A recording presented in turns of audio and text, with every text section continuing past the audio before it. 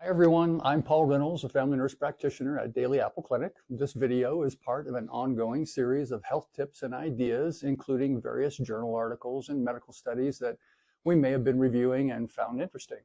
We try to summarize good ideas and present them in language that everyone can understand so you can all live healthier, happier, and better. Any links to references are included below the video for you to check out later if you like. Mens sana in corpore sano is a popular phrase often used in sports and educational contexts. Translating the phrase from the Latin, it means a healthy mind in a healthy body. Originally, it appeared in a Roman poem written by Juvenal, stating, "A man should pray for a healthy mind in a healthy body." And although the ancient poet may have been unaware of the tight connection between mind and body regarding health, he certainly understood the importance of needing both for a fulfilling life. Today, we better understand the powerful connection between body and mind. And we typically use the phrase to promote physical activity because of its proven benefits on mental health. Indeed, the two are interdependent. The state of the body affects the state of the mind and vice versa, creating either a positive or a negative effect. I'll describe here a couple of cases to illustrate the connection. One of the hallmark signs of schizophrenia is intrusive and sometimes hostile auditory hallucinations. As well, patients who suffer from schizophrenia are commonly diagnosed with hypertension and heart disease. One case study describes a young patient in the inpatient psychiatry unit who was tortured by a voice that repeatedly threatened to harm her. The girl experienced the stress of hearing that voice every day and had no control over it.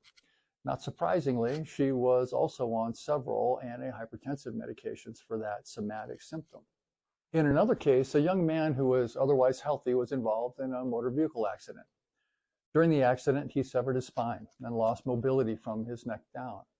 A few months after the accident, his family noticed that he was becoming more withdrawn, sleeping more than he used to, and losing interest in TV shows he used to enjoy. For him, a deep depression began to set in.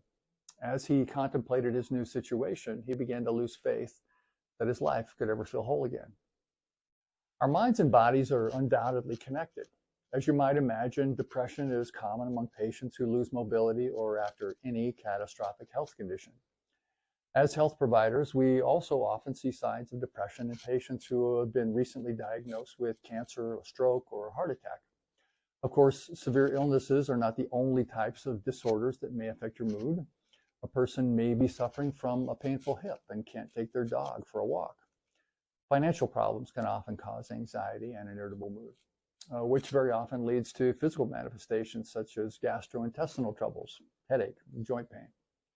Since any new physical symptom likely has a physical cause, you'll probably want to rule out those causes first.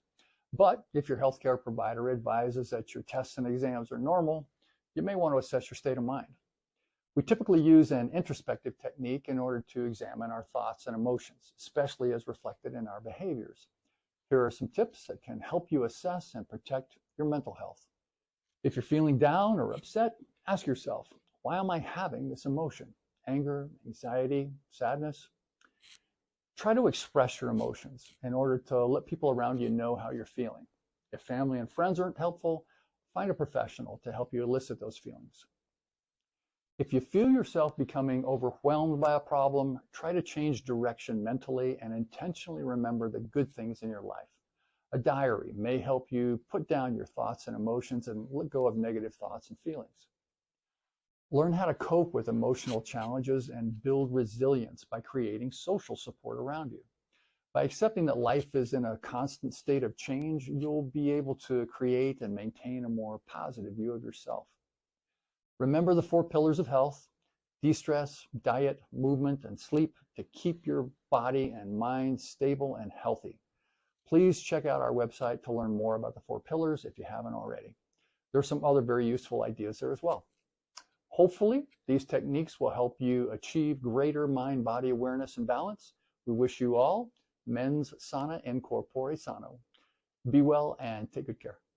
If you're watching this on your favorite social media channel, please hit the like button if you enjoyed the content, and we always encourage you to share this with friends and family if you think they would find it interesting or useful. Thanks very much. This is Paul Reynolds at Daily Apple Clinic, signing off. We'll talk to you later.